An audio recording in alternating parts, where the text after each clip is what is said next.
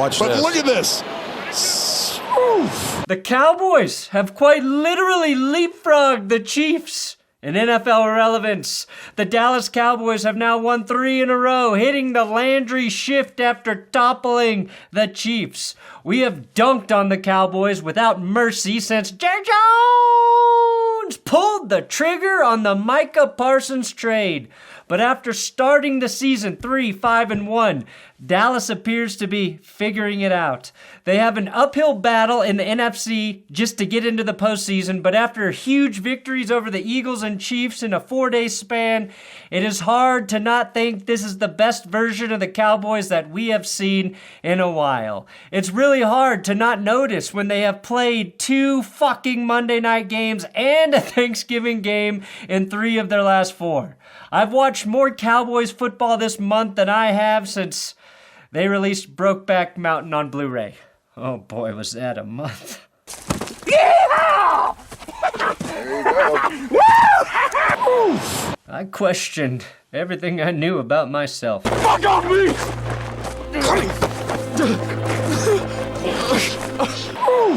After a gutsy win against Kansas City and a comeback win against the Eagles, the football gods have forced my hand.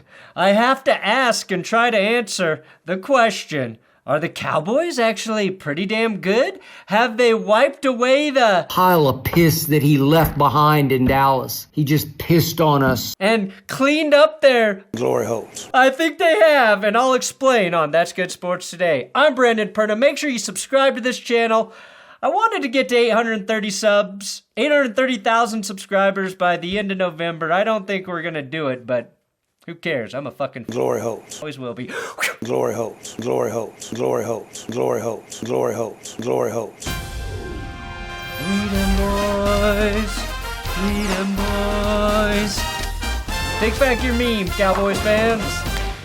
Now that you've subscribed, don't forget, benchwarmershop.com. It's our Black Friday sale running through Sunday. It's our biggest sale of the year, 20% off all regularly priced items, plus doorbuster sales. We got Fuck the Refs for Chiefs fans. We got Good Shits Coffee for everybody else. And 20% off your Jarrow World shirts, all the Curse logos, Benchwarmer Shop. Again, it's our biggest sale of the year. You guys crushed it last year, but I want to crush it even harder this year. Lots of great gifts you can get before the holidays, but you got to go now. Link in the description. Benchwarmershop.com. Oh yeah, the code is good shit. Put in the code good shit to get your discount. Yeah! There you go. Woo! Burn his guts out! Despite praying to his Lord and Savior, the Antichrist, Patrick Mahomes' wishes continue to not be answered in the year 2025. Conversely, Dallas, after hitting a low, appears to be in the process of turning their season around. I watched Bo Nix and the Broncos offense just annihilate the Cowboys 44-24 on October 26th. Then I witnessed Jacoby Brissett and the Cardinals pound them on Monday Night Football 27-17. At that moment, the Cowboys were fielding the second worst defense in the NFL, had no hope, and quite literally just gave up against the Broncos. Sorry, no, that was the Bengals, but you weren't good either, Dallas. Now, I thought there was no chance in hell that the Cowboys would be fighting for a playoff spot at any point, but I love when a team earns my respect and forces me to admit that I was wrong. And of course, beats the Chiefs. That helps too. Thank you, Dallas, for telling Kansas City to go fuck themselves.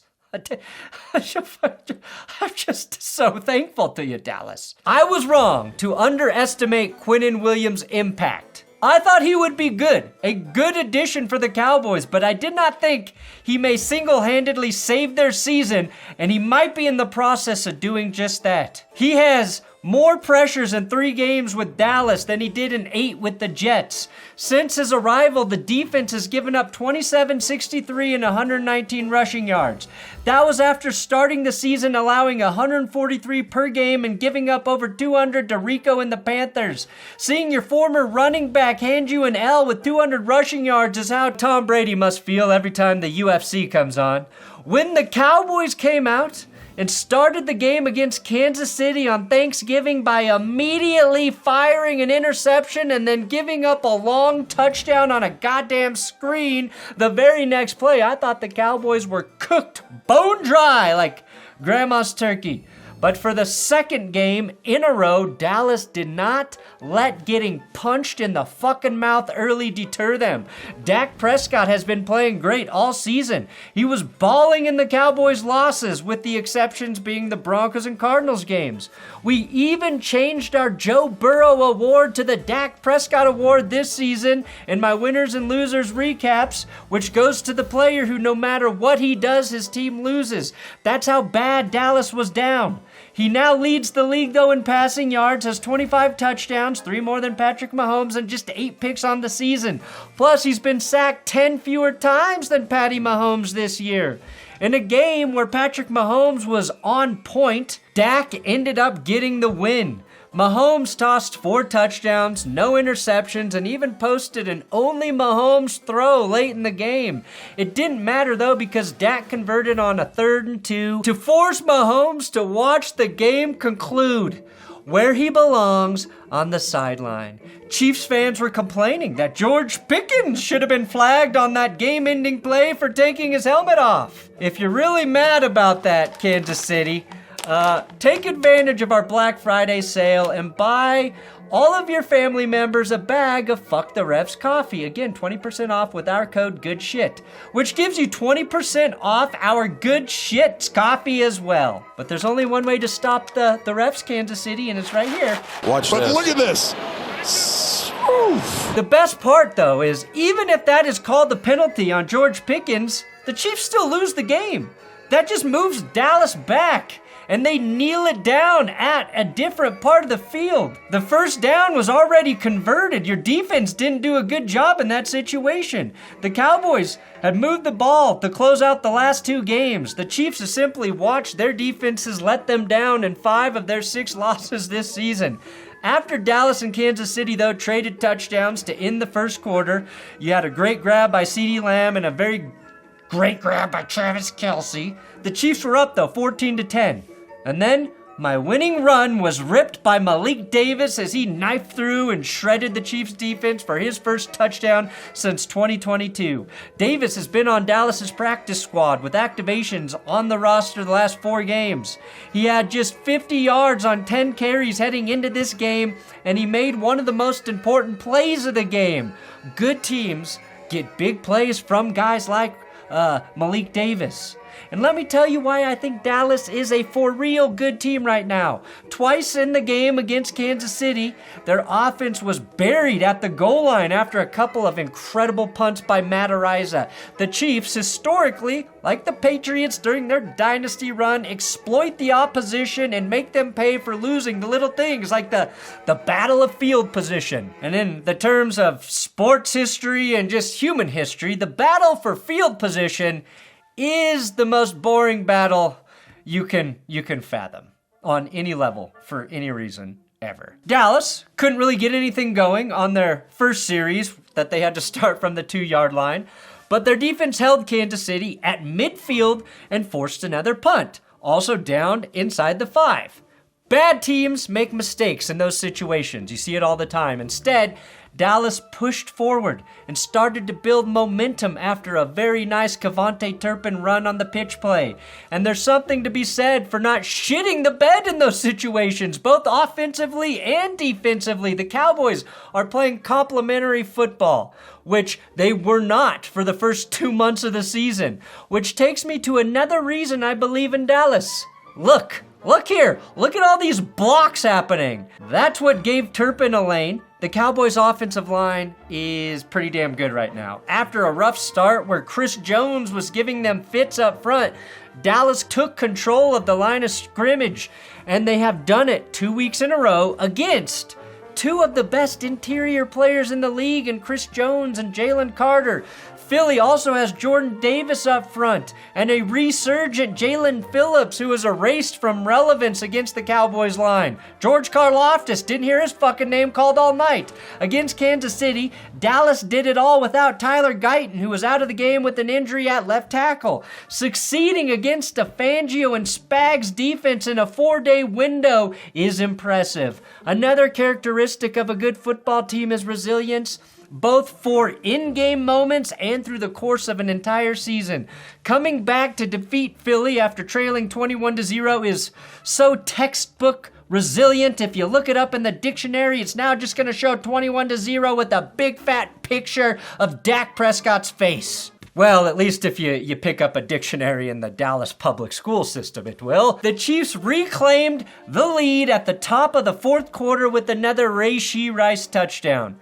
Bad teams buckle there, okay? Instead, the Cowboys, with their backs against the wall, exploited the Chiefs on 3rd and 8 when Kansas City thought they could cover George Pickens one-on-one. You can't. Not only does George twist two defenders into one another, he hurdles a dude while nearly scoring himself. Dallas capped that drive with one of Dak Prescott's best plays of the game, extending the play until he sees Javonte Williams open for the touchdown. Dallas went from trailing by 1 to begin the fourth quarter to building a 10-point lead after converting the 2-point play, getting a stop, or more accurately, watching a drop, and kicking a field goal. That drop by Rashee Rice is a big reason the Chiefs are 6-6 this season. Plays like that. Watch this. But look at this.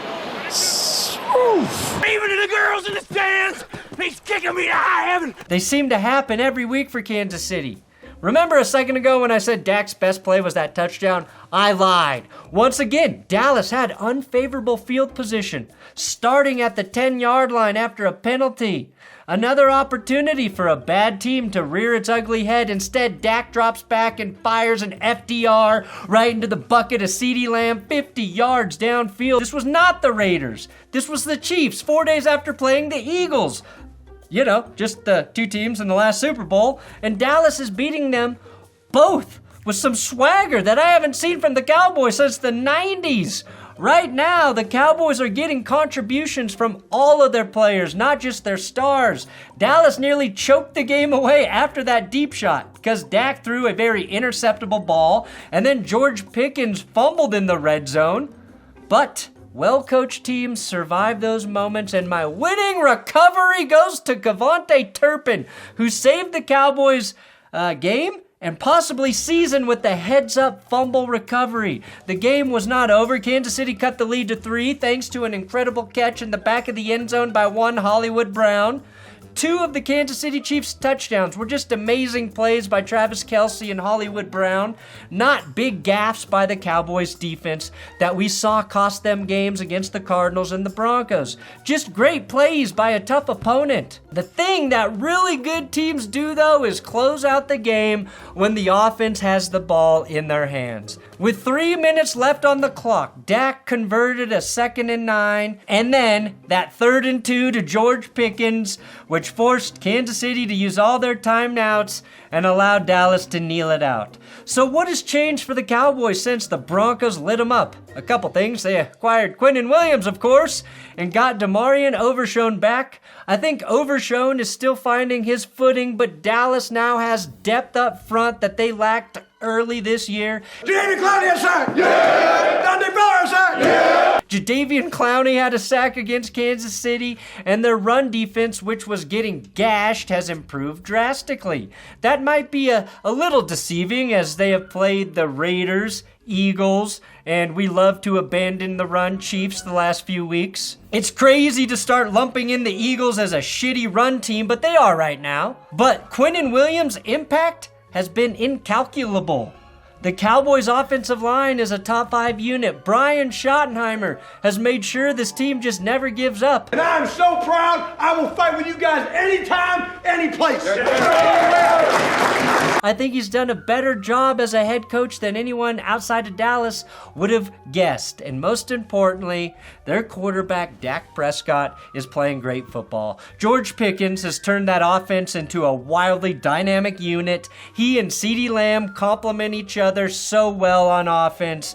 And even when Dak Prescott was pressured against the Chiefs, he made big plays. 10-12 passing for 108 yards, 2 touchdowns, and that early pick. He basically made one big mistake while being pressured against Kansas City. He leads the league in tight window throws at 19%. He's top 5 in EPA, top 10 in yards per attempt, passer rating, sacks taken, and top 5 in passing touchdowns.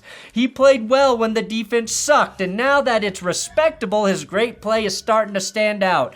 And as long as CeeDee Lamb and George Pickens stay healthy, I see Dallas sneaking into the postseason, even though their chances are less than 40% right now. And if they do get in, they've got a very good possibility to upset someone.